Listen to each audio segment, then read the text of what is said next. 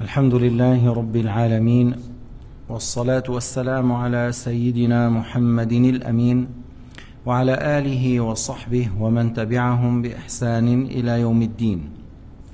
يقول الإمام النسفي رحمه الله: والمعدوم ليس بشيء.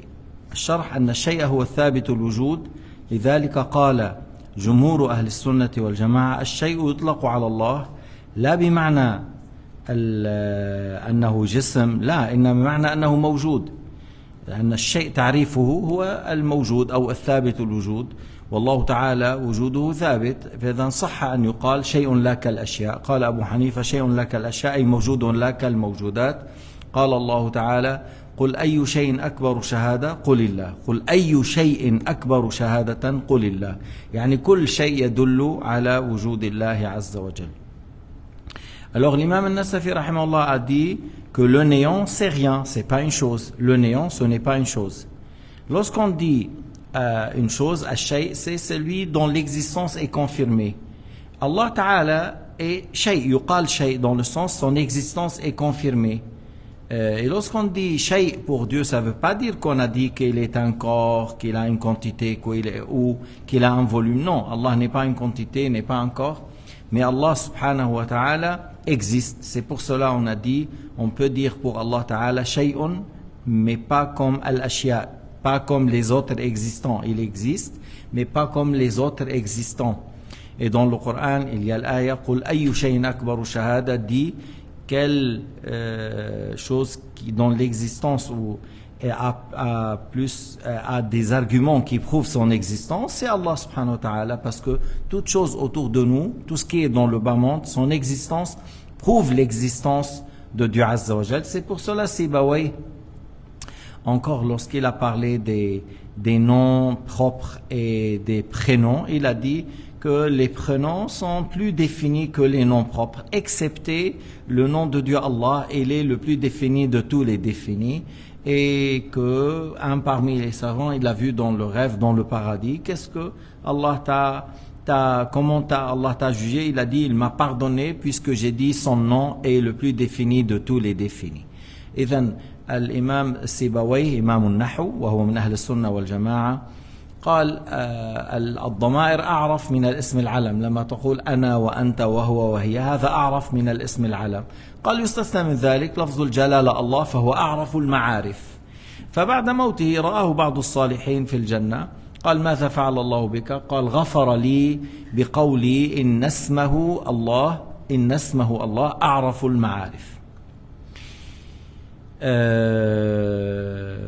هلا نحن هكذا نقول الله شيء، لكن لا نقول مثلا يا الله يا شيء، لا، ليس هذا، لا نقول يا الله يا شيء، إنما نقول يصح أن نقال شيء لك الأشياء أي موجود لك الموجودات.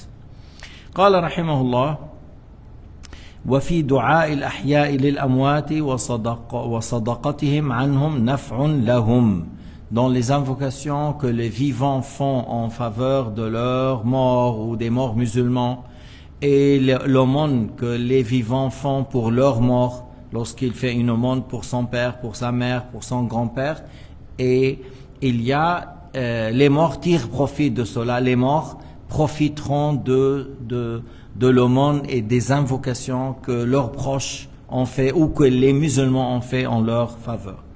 فإذا أهل السنة أجمعوا على أن الأموات ينتفعون بدعاء الأحياء وصدقاتهم عنهم ما في خلاف عندهم.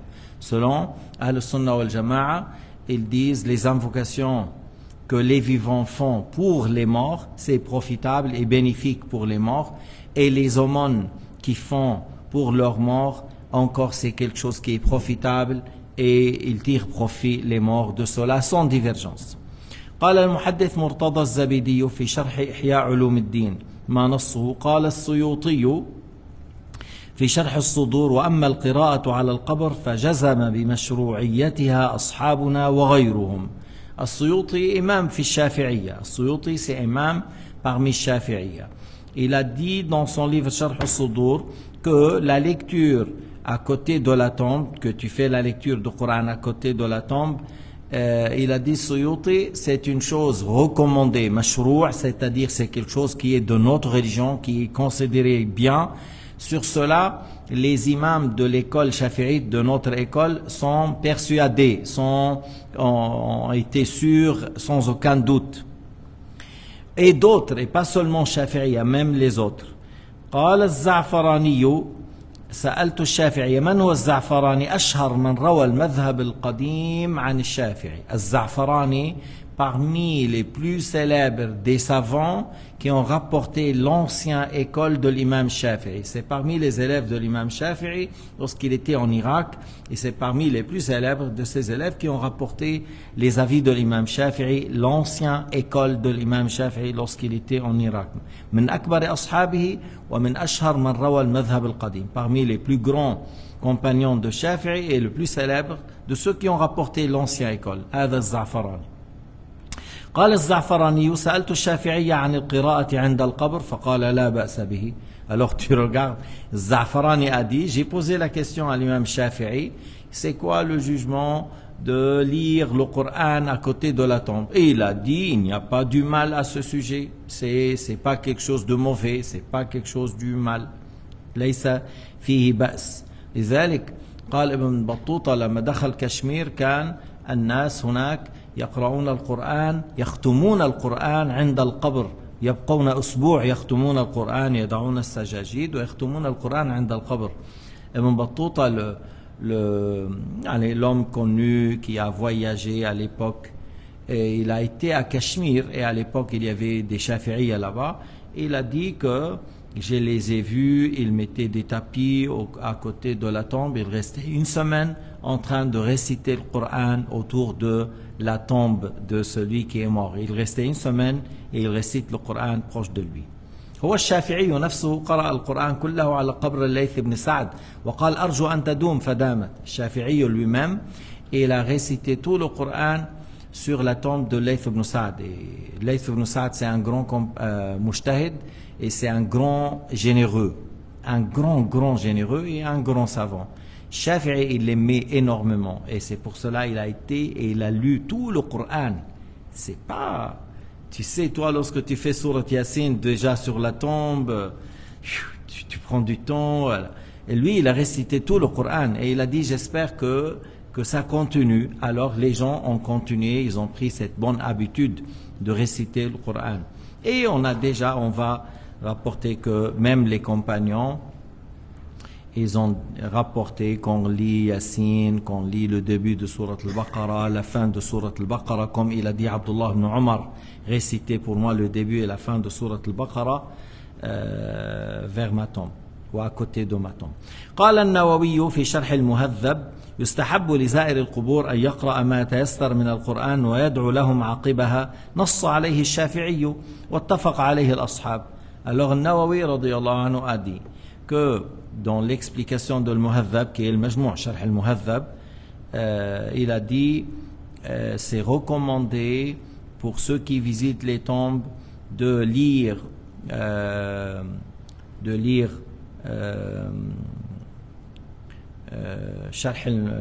on a dit Sharh al-Muhadhab, oui, il y a le Muhadhab et le commentaire de al-Muhadhab. Bref, il a dit celui qui visite les tombes, c'est recommandé pour lui de lire ce qu'Allah Ta'ala lui facilite à lire, c'est-à-dire ce qu'Allah subhanahu wa ta'ala l'a aidé, l'a guidé à réciter, et qu'il fasse une invocation après cela, comme le fait de dire oh Allah, fait que la récompense de ma lecture soit en faveur de ceux qui sont enterrés ou en faveur des musulmans.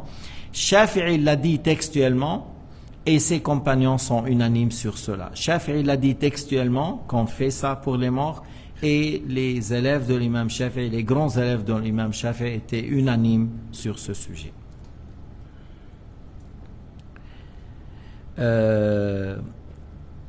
يقول في موضع يقول واتفق عليه الأصحاب كما قلنا، وزاد في موضع آخر، يعني في موضع آخر أدي وإن ختموا القرآن على القبر كان أفضل. Il a dit Nawawi, et s'il récite tout le Coran, c'est mieux. S'il récite tout le Coran à côté de la tombe, c'est encore mieux.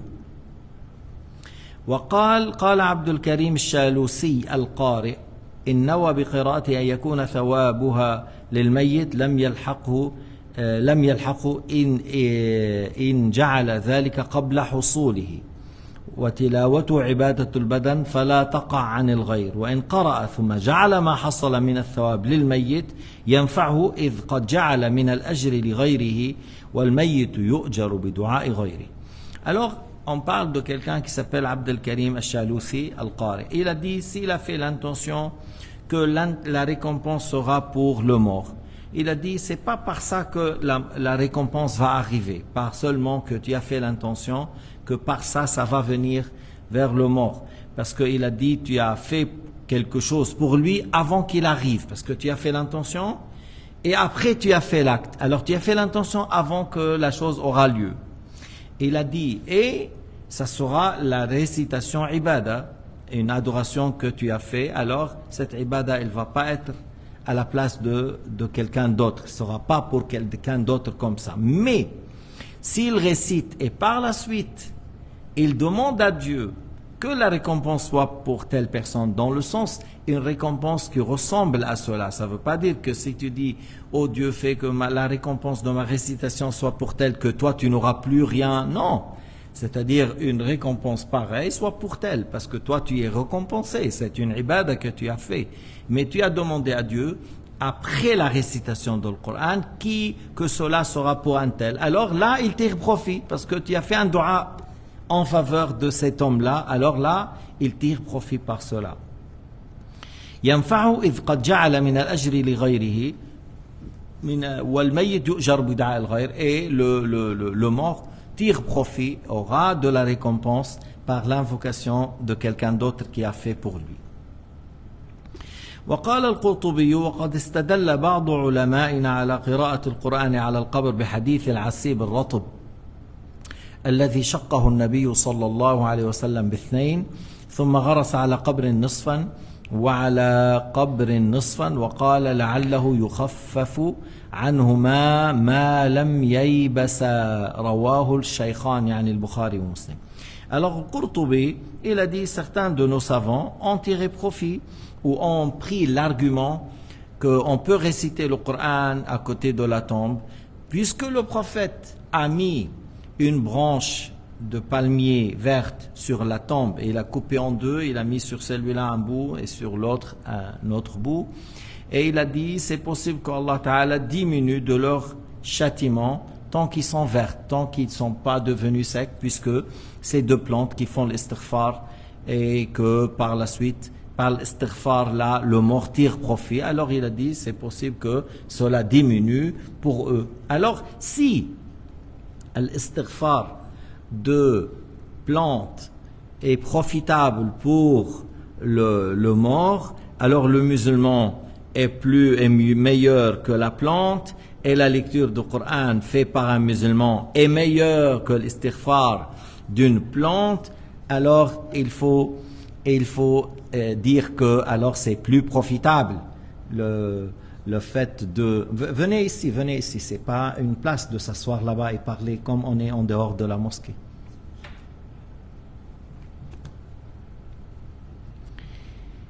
Alors le hadith rapporté par Al-Bukhari et Muslim, le branche là, il fait l'istighfar, il tire profit, et le prophète a dit j'espère que ça diminue pour eux de leur châtiment. Alors Qurtubi a dit que nos savants ont tiré, certains savants ont tiré l'argument de ça, que si la plante est profitable puisqu'il fait l'istighfar, alors la lecture du Coran est encore plus grand, alors encore c'est profitable aussi. قال ويستفاد من هذا غرس الأشجار وقراءة القرآن على القبور وإذا خفف عنهم بالأشجار فكيف بقراءة الرجل المؤمن القرآن.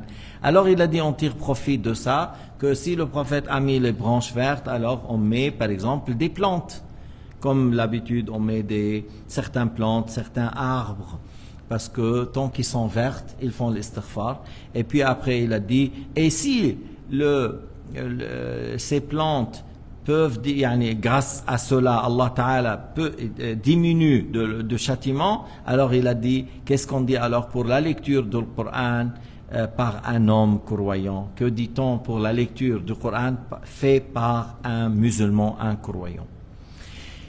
انتهى. وقال النووي استحب العلماء قراءة القرآن عند القبر واستأنسوا لذلك بحديث الجريدتين، وقالوا إذا وصل النفع إلى الميت بتسبيحهما حال رطوبتهما فانتفاع الميت بقراءة القرآن عند قبره أولى، فإن قراءة القرآن من إنسان أعظم وأنفع من التسبيح من عود، وقد نفع القرآن بعض من حصل له ضرر في حال الحياة فالميت كذلك.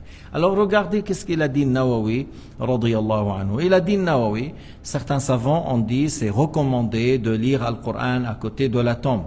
Et ils ont tiré encore comme argument de le hadith du prophète alayhi salatu wassalam qu'il a coupé ces deux branches de palmier, et il a dit que si le tasbih de ces branches arrive vers les morts et ils tirent profit par leur tasbih, et que c'est possible que par cela le châtiment diminue de la tombe tant qu'ils sont vertes, alors le fait que le mort tire profit par la lecture du Coran à côté de lui, c'est encore prioritaire, c'est encore à plus forte raison. Il tire profit de cela parce que la lecture du Coran de l'être humain, c'est plus grand et plus profitable de tasbih fait par une branche.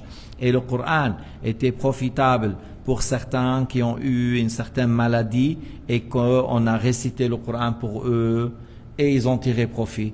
Alors le mort aussi. Des fois, celui qui est malade quelque part, tu mets la main là où il y a la maladie et tu récites la Fatiha 7 fois. Puis après, tu souffles avec un peu de salive, tu souffles.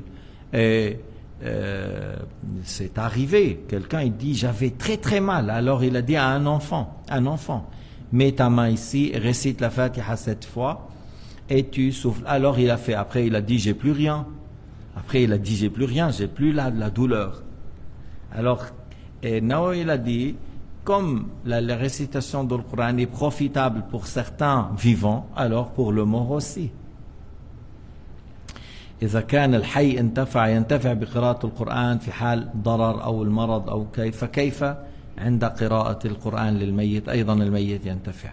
قال ابن الرفعة الذي دل عليه الخبر بالاستنباط أن بعض القرآن إذا قصد به نفع الميت وتخفيف ما هو فيه نفعه، إذ ثبت أن الفاتحة لما قصد بها القارئ نفع الملدوغ نفعته، وأقر النبي صلى الله عليه وسلم بذلك بقوله وما يدريك أنها رقية، يعني أنت فعلت بنية الشفاء وحصل به. Alors, il a dit Ibn al-Rif'a, ce qui a été tiré de hadith comme argument, que la récitation du Coran, si on a voulu par ça le fait de tirer profit pour une telle chose, on peut l'avoir, on peut avoir cela, comme quelqu'un parmi les compagnons a récité le Fatiha pour quelqu'un qui a été mordu ou piqué par un scorpion et que par la suite la personne là a été guérie, et ces gens là après ils ont donné aux compagnons des moutons. Alors ils sont venus, ils ont parlé au prophète alayhi salatu wassalam, et le prophète a confirmé que cela, il n'a pas dit ce que tu as fait est mauvais, mais il a dit comment tu as su qu'on peut faire ruqya avec ça. وإذا نفعت الحية بالقصد كان نفع الميت بها أولى، لأن الميت يقع عنه من العبادات بغير إذنه ما لا يقع عن الحي. Alors il a dit si la récitation du Coran était profitable pour le vivant, alors que dit-on pour le mort? Parce que certaines choses on peut faire à la place de celui qui est mort qu'on ne peut pas faire à la place de celui qui est vivant. Par exemple le hajj, celui qui est vivant, tu ne peux pas faire le hajj pour lui s'il est vivant et il n'est pas handicapé. Mais celui qui est mort, tu peux faire le hajj à sa place. Le jeûne du ramadan, si celui-là il est vivant, tu ne fais pas le ramadan pour lui, mais s'il est mort et il n'a pas jeûné, tu peux jeûner à sa place. La prière, non, on ne peut pas prier pour celui qui est mort sans faire la prière.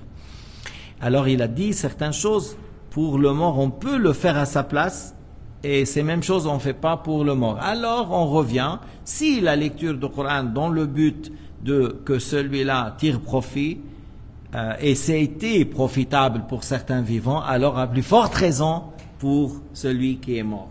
إذا كان هذا نفع الأحياء فكيف لا ينتفع به الأموات. ويعني قال أنه يقع من العبادات عن الميت ما لا يقع عن الحي. وقال ومما يشهد لنفع الميت بقراءة غيره حديث معقل بن يسار اقرأوا على موتاكم رواه أبو داود. Ce qui appuie, ce qui confirme, ce qui appuie qu'on peut réciter le Coran, la Fatiha ou Yassine ou autre chose pour celui qui est mort, que le prophète alayhi salatu wassalam a dit récitez pour vos morts. Iqra'u quoi? Récitez quoi? C'est-à-dire le Coran pour vos morts. Rapporté par Abu Daoud. وحديث اقرأوا ياسين على موتاكم رواه النسائي وابن ماجه وابن حبان. Alors il y a le hadith clairement, le prophète a dit récitez Yassine pour vos morts. Et ce hadith rapporté par Nasa'i, Ibn Majah et Ibn Hibban, trois parmi al-Huffaz.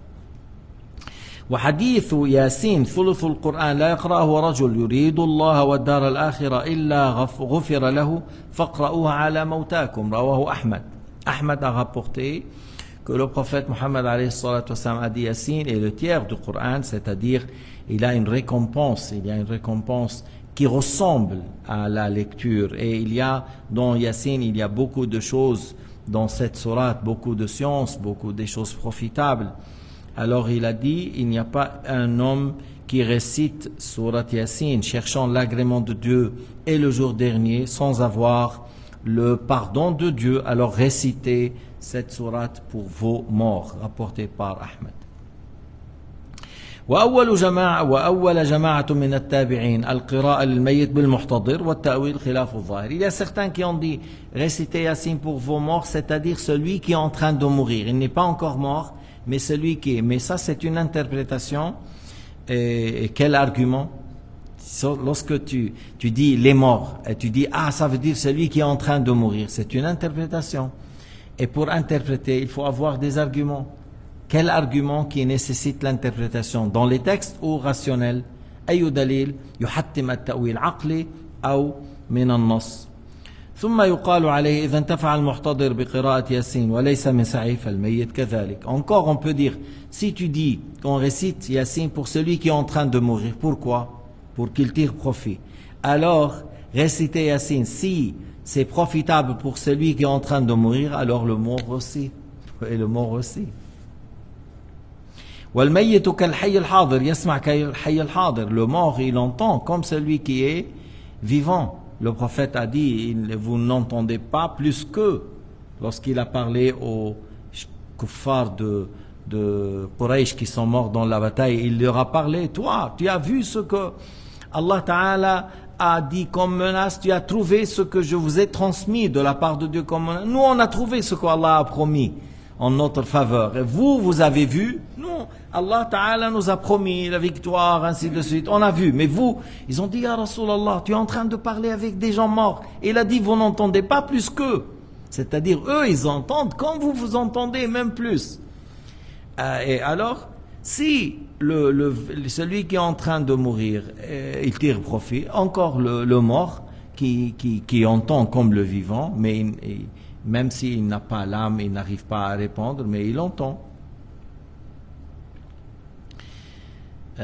Et qu'on dit celui qui est en train de mourir, la récitation du Coran, c'est quelqu'un d'autre qui a fait, c'est pas lui, c'est l'effort de quelqu'un d'autre qui est profitable pour lui. Encore la récitation du Coran est profitable, même si c'est fait par quelqu'un d'autre en faveur de ce mort-là, et il tire profit.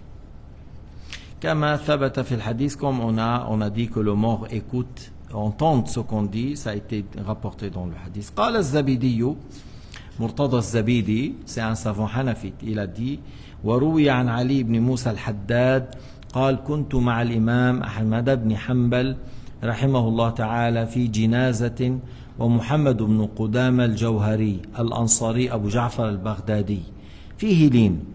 وقال أبو داود ضعيف، روى له البخاري في خبر القراءة خلف الإمام مات سنة 37 و200.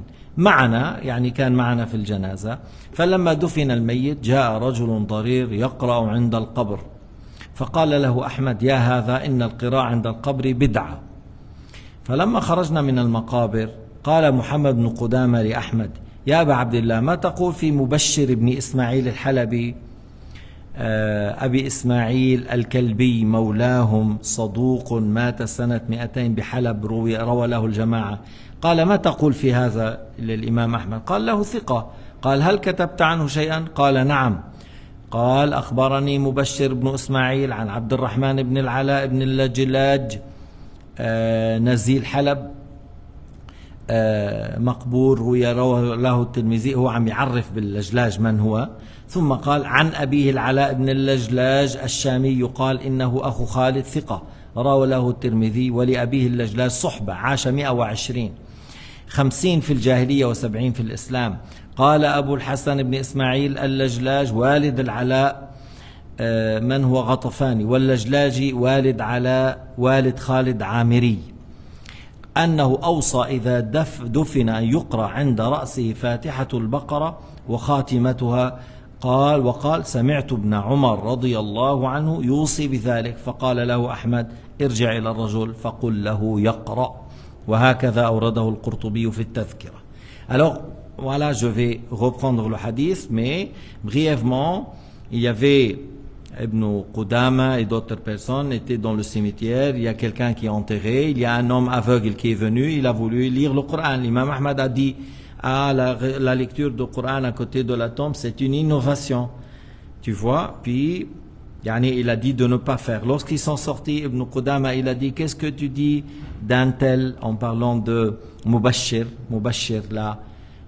Il a dit: oh Ahmed, qu'est-ce que tu connais de Mubashir? Il a dit: c'est un homme dini. Alors Ahmed a dit: est-ce que tu as rapporté quelque chose de sa parole? Et il lui a récité jusqu'à un compagnon qui s'appelle Lajlaj que il a dit voilà, lorsque vous m'enterrez, vous récitez le début de Surat al-Baqarah et la fin de Surat al-Baqarah à côté de ma tombe. Et il a dit: j'ai entendu cela de Ibn Omar. Tu vois? Alors Imam Ahmed a dit: reviens vers l'homme, tu lui dis de lire sur le champ. Il lui a dit: dis à cet homme de réciter le Coran sur le champ. Lorsqu'il a entendu qu'il y a un hadith que Ibn Omar a dit ça, alors on suit, on prend pas l'entêtement et l'orgueil et on dit: non, j'ai déjà dit c'est interdit, j'ai déjà dit bid'a, alors c'est bon. Non, on a entendu, il y a un argument, on revient, on recule. Alors je reprends le hadith doucement. Az-Zabidiyo, qui est un grand savant hanafite, il a dit, et ça a été rapporté de Ali, fils de Moussa al-Haddad, il a dit: j'étais avec l'imam Ahmad rahimahullah dans les funérailles de quelqu'un. Et il y avait avec nous Muhammad, fils de Qudam al-Jawhari. Alors, cet homme-là, on a dit, il s'appelle Ali ibn Moussa, il était avec Muhammad ibn Qudama, et il y avait l'imam Ahmad ibn Hanbal dans les funérailles. Alors, en parlant de Muhammad ibn Qudama al-Jawhari al-Ansari, Abu Ja'far al-Baghdadi, fihi lin, c'est-à-dire on parle qu'il est un peu faible. Et le Bukhari a rapporté de cet homme quelques hadiths dans son livre Al-Qira'a, la récitation derrière l'imam, la lecture derrière l'imam. Il est mort dans l'année 237. Cet homme-là, il est mort dans l'année 237, Muhammad ibn Qudama. Alors il a dit, et lorsque le mort est enterré, parce que l'imam Ahmad était présent, cet homme-là, Ali ibn Moussa, Muhammad ibn Qudama, et l'homme est enterré. Alors un homme aveugle est venu lire le Coran à côté de la tombe. Alors l'imam Ahmad a dit: oh tel homme, c'est une bid'a, c'est-à-dire c'est pas une chose qu'on a entendue du salaf. C'est ça qu'il voulait l'imam Ahmad, que toi tu lis le Coran. On n'a pas entendu que les gens du salaf faisaient cela. Il lui a dit: c'est bid'a. Lorsqu'on est sorti de cimetière, alors Muhammad ibn Qudama, il a dit: oh Ahmad, qu'est-ce que tu dis? C'est quoi ton avis au sujet de Mubashir, fils de Ismaïl al-Halabi? Alors, qui est Mubashir? C'est un homme digne de confiance, affranchi, il est mort dans l'année 200 à Halab. Et un groupe de muhaddithin ont rapporté son hadith.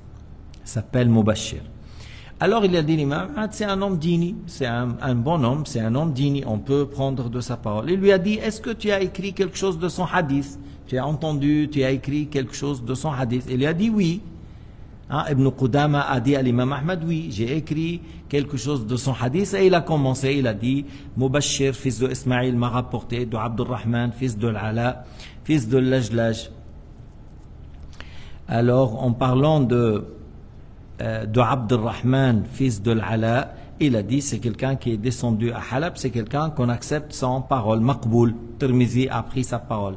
De son père, qui est son père? Al-Ala, fils de Al-Lajlaj, Al-Shami, et on dit qu'il est le frère de Khalid. C'est Al-Ala, c'est un homme dini, c'est un homme dini. Tirmizi a rapporté son hadith. Et Al-Lajlaj, son père, le père de l'Ala, Al-Lajlaj, c'est un compagnon. Il a vécu 120 ans. Il a vécu 120 ans. 50 ans avant l'islam, dans le Jahiliya, l'obscurantisme, et 70 ans, 70 ans, dans l'islam.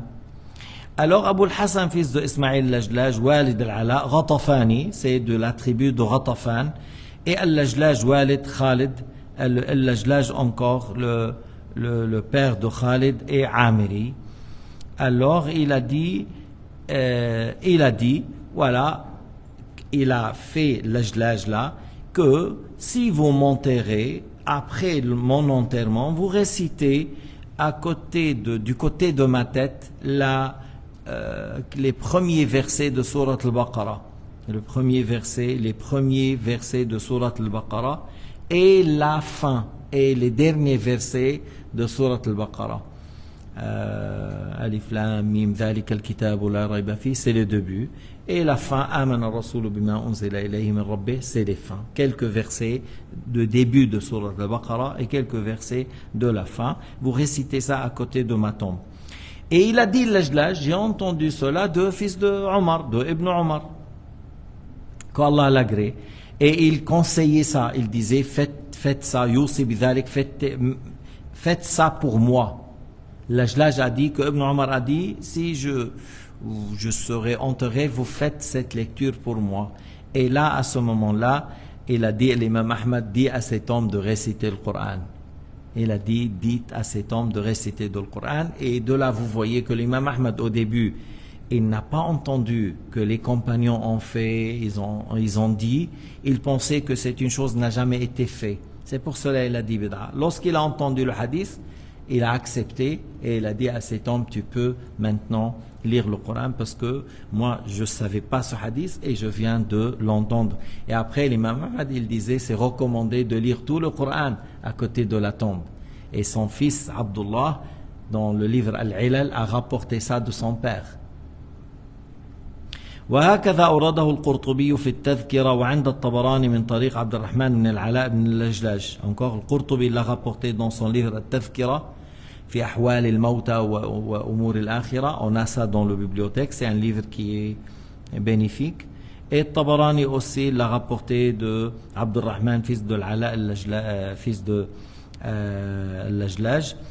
Et il a dit, قال لي أبي يا بني إذا وضعتني في لحدي فقل بسم الله وفي سبيل الله وعلى ملة رسول الله ثم سن علي التراب سنا يعني شيئا فشيئا ثم اقرأ عند رأسي بفاتحة البقرة وخاتمتها فإني سمعت رسول الله صلى الله عليه وسلم يقول ذلك. هكذا هو عند الطبري وكأنه سقط منه فإني سمعت أبي يقول سمعت رسول الله صلى الله عليه وسلم فإن الصحبة للجلاج لا للعلاء. Alors Tabarani a rapporté le hadith mais il a cité Abdurrahman fils de Lajlaj. Et Abdurrahman il rapportait de son père Al-Ala. Et il a cité que Al-Ala a dit à son fils, il a dit que voilà, si tu me mets dans la tombe, tu dis Bismillah wa fi sabilillah et sur la religion de Muhammad de Rasulillah et tu commences à mettre la terre doucement et puis tu récites la Fatiha de Surat al-Baqarah et la fin de Surat al-Baqarah à côté de ma tombe. Et il a dit après j'ai entendu cela de mon père. Alors Tabarani, il a raté que c'est pas Al-Ala qui a entendu, c'est son père Al-Lajlaj. Mais c'est comme il a oublié de dire Al-Lajlaj, parce que ce qui est le compagnon, c'est Al-Lajlaj, c'est pas Al-Ala. وأما قول ابن عمر فقد روي مرفوعا رواه البيهقي في الشعب عن ابن عمر قال سمعت رسول الله صلى الله عليه وسلم يقول إذا مات أحدكم فلا تحبسوه وأسرعوا به إلى قبره وليقرأ عند رأسه بفاتحة البقرة وعند رجليه بخاتمة سورة البقرة. Alors maintenant ce qui était rapporté de la parole de Ibn Omar, récitez ça pour moi, que ça a été rapporté chez le Bayhaqi dans le livre de Shu'ab, que Ibn Omar a dit, j'ai entendu le messager de Dieu sallallahu alayhi wa sallam dire, si l'un de vous est mort, vous le retardez pas, vous le bloquez pas, il faut vite fait le faire les toilettes mortuaires et le ramener rapidement vers la tombe, et qu'on récite à côté de sa tombe le début de Surat al-Baqarah et la fin de Surat al-Baqarah à côté de ses pieds, le début vers la tête et la fin à côté vers les pieds. انتهى. ورواه الطبراني كذلك إنه قال عند رأسه بفاتحة الكتاب والباقي سواء. Et الطبراني l'a rapporté, mais il a dit on récite le début et la fin à côté de la tête. Il a rapporté ce hadith, mais il a dit le début et la fin à côté de la tête. وقال أحمد بن محمد المروذي سمعت أحمد بن حنبل رحمه الله يقول إذا دخلتم المقابر فاقرأوا بفاتحة الكتاب والمعوذتين وقل هو الله أحد واجعلوا ثواب ذلك لأهل المقابر فإنه يصل إليهم. كذا أورده عبد الحق الأزدي في كتاب العاقبة عن أبي بكر أحمد بن محمد المروذي على الصواب. Alors on rapporte encore que Ahmed bin Muhammad al-Marrouzi, c'est un grand savant hanbalite qui a rapporté l'école de l'imam Ahmad. Il a dit, j'ai entendu l'imam Ahmad dire, si vous rentrez au cimetière, vous lisez le Fatiha, le Mu'awwadhatayn, Qul a'udhu rabbil falaq, Qul a'udhu rabbin nas, et Qul huwa Allahu ahad, et vous demandez à Allah Ta'ala que la récompense de cette lecture, soit pour les gens qui sont dans les tombes, et cette récompense arrive vers eux. Il a dit, comme ça l'a rapporté Abd al-Haq al-Azdi dans le livre Al-Aqiba de Abi Bakr Ahmad, fils de Muhammad al-Marrouzi. وروى النسائي والرافعي في تاريخه وأبو محمد السمرقندي في فضائل سورة الإخلاص من حديث علي من مر على المقابر وقرأ قل هو الله أحد 11 مرة ثم وهب أجره للأموات أعطي من الأجر عدد الأموات. Nasa'i, Rafi'i dans son livre At-Tarikh, l'histoire, et Abu Muhammad al-Samarqandi ont rapporté dans les mérites de Surat al-Ikhlas que celui qui passe à côté des cimetières et qu'il récite Qul huwallahu ahad et il demande à Allah Ta'ala, il récite 11 fois Qul huwallahu ahad et il demande à Allah Ta'ala que la récompense soit pour les habitants de ce cimetière, Allah Ta'ala lui donne de la récompense au nombre des morts pour qui il a offert la récompense. Et voilà, c'est terminé ce qu'il a été rapporté par Az-Zabidi dans son livre Al-Ihya. Walhamdulillahi Rabbil Alamin. Wa sallallahu ala Sayyidina Muhammad wa ala alihi wa sahbihi wa sallama tasliman kathira.